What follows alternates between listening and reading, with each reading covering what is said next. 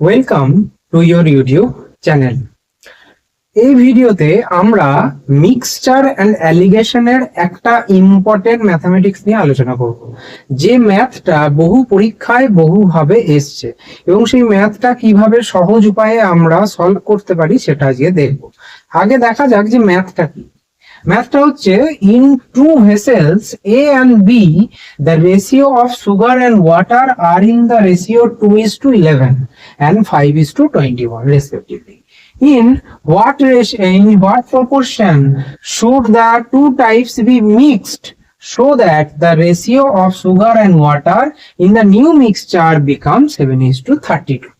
ঠিক আছে, তাহলে এটা এসএসসি 10+2 তে পড়েছিল। এবার এই অঙ্কটাকে সলভ করতে গেলে আমরা সুগার বা ওয়াটারকে ইন্ডিভিজুয়ালি ধরে করব, দুটোকে ধরে করার দরকার নেই। ইন্ডিভিজুয়ালি কি করে ধরে করব সেটা দেখা যাবে। তাহলে এখানে বলেছে যে সুগার আর ওয়াটার আছে, আমরা প্রথমে সুগারটাকে ধরেই বের করি। তাহলে দেখা যাক, সুগারটাকে ধরে যদি আমি বের করি, সুগার এখানে কত আছে? প্রথমটাতে 2/13, দ্বিতীয়টায় কত আছে? 5/26, মিক্সচারের নতুন রেশিওতে কত আছে? 7/39 হলো। 2/11 দিয়ে 13, 5/21 আর 5 26, আর 7/32 আর সাথে 39। ক্লিয়ার?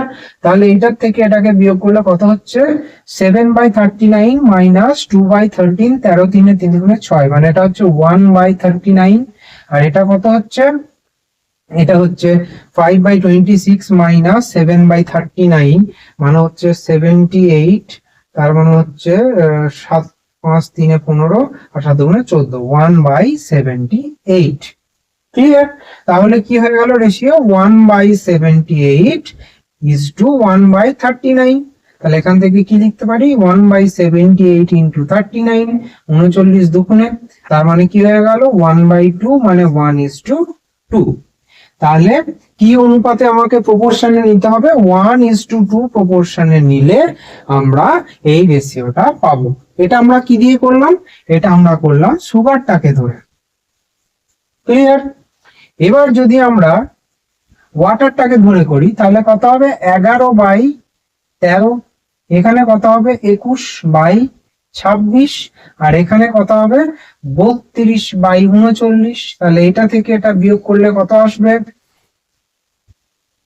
11 3 33, মানে এটা হচ্ছে 1/39। আর এটা থেকে এটাকে করলে কত হবে? এটাও তাই, এখন 32 63 আর 32 দুগুণে 64, 64 তার মানে 1/78।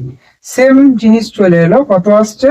39, মানে 78, 39:78 হয়ে গেল, মানে 1:2।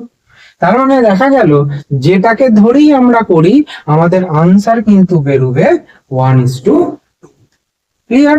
এইবার এই ক্ষেত্রে আমরা তো বুঝতে পারছি না যে কোনটা বড় কোনটা ছোট, সেই জন্য কি করে নেব, আগে দেখে নেবো এটা থেকে এটা বিয়োগ করলে যদি পজিটিভে আসে খুব ভালো, যদি না আসে তখন ওপরটা থেকে এটা বিয়োগ করে নেবো, কোনো অসুবিধা নেই।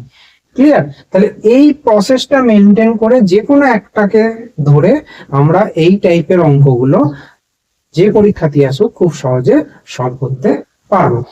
আশা করি ক্লাসটা ভালো লেগেছে। দেখা হচ্ছে আবার পরের ক্লাস।